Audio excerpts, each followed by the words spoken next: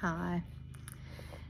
It's afternoon now. I didn't get a chance to make my video to Brayden this morning, so I just wanted to take a minute while I had a pause at work and could make my video. And I did write to Brayden this morning. I always try and do that. Sometimes I don't get a chance to do that either, but at some point during the day I try to write to him.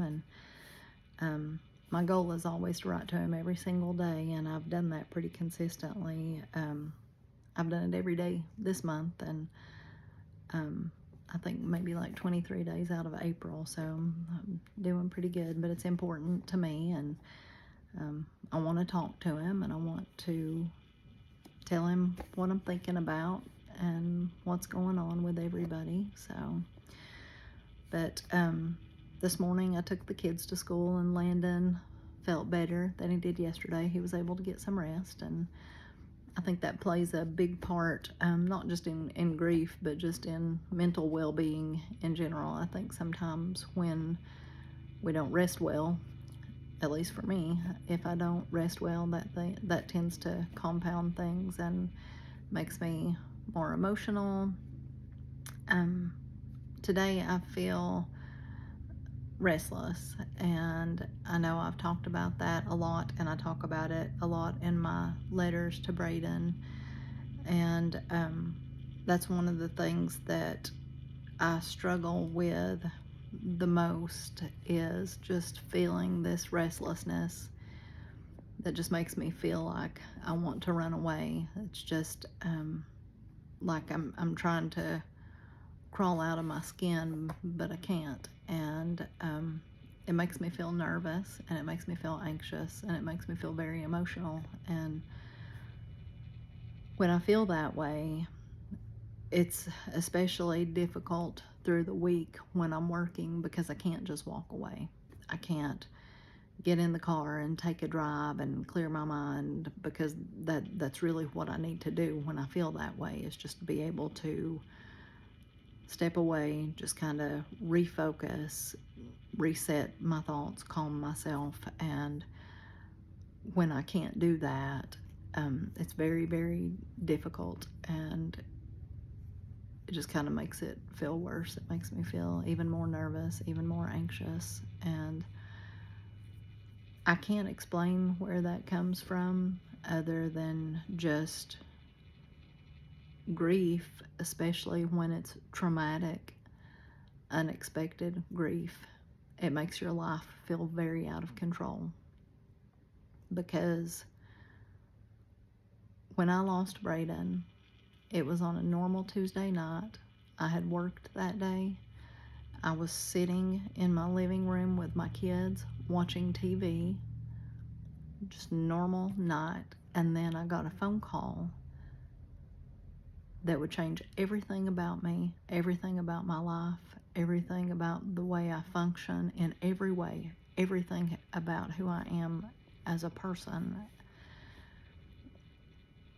And it's the most out of control, unsettling feeling, because you feel like those kind of things could never happen to you.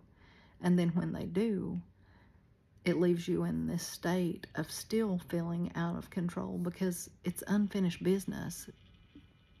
It's a life unfinished. It's conversations unfinished, time unfinished.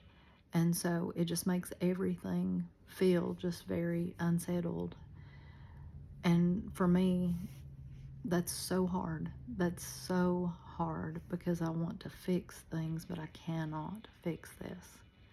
So I just have to pray and listen to my body, listen to my mind. And that's what I was trying to do for Landon yesterday, because I know what I need on days when I feel like that.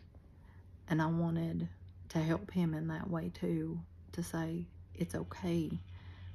Let's just pause and take a break and try and just center yourself, and we'll try again tomorrow.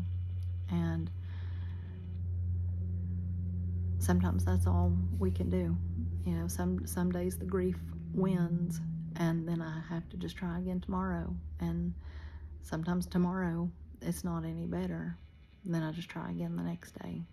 So, but part of trying to center myself and my mind is what I'm doing here in writing my letters to Brayden, telling him where I'm at, how I feel, talking to him, because if he were here, I would be talking to him every day. We spent time together every day. He lived at home. He was 19 years old.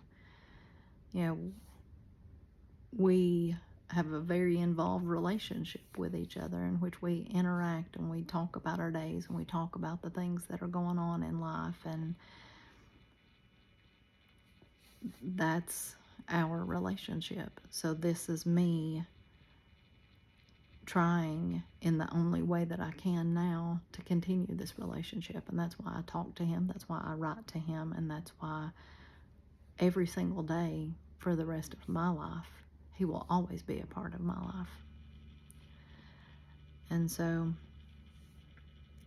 I'll go ahead and read my letter. This is my 124th letter, I think. I know I do that every day, I just can't remember. But this is from March 27th, 2026. Good afternoon, my precious boy. Today is Friday. Sigh of relief. I'm not writing as early as usual. It's been a pretty busy day. The kids will be on spring break next week, and I'm so glad. I always wake up early, and I'm sorry. I always wake up early, but at least I won't have to get up and go out to take them to school. Yesterday, when I picked them up, we were driving back, and I turned on the radio. It made me smile because You Make My Dreams Come True by Hall & Oates was on, your song, since when you were a little bitty boy. Then the very next song was You Gotta Keep Your Head Up by Andy Grammer. You would sing that song at the top of your lungs. I think I told you that already, that I heard this song when I was in Las Vegas. It's an older song, so I hadn't heard it in a very long time, so of course it instantly reminded me of you. I think yesterday, hearing the Hall & Oates song was meant to get my attention, and then You Gotta Keep Your Head Up was a little message to me from you. I definitely don't think it was a coincidence. Thank you, baby. I feel like I've got the weight of the world on my shoulders right now, and sometimes it makes me feel like I can't even breathe. I got the chance to talk about you to some of my colleagues today who didn't know our story. I showed them your picture. I always want to talk about you every chance I get. I'm so proud of you. I will always be proud of you. Just a little over an hour and my workday will be done. Be near me this weekend. Sweet face, sweet words, sweet boy.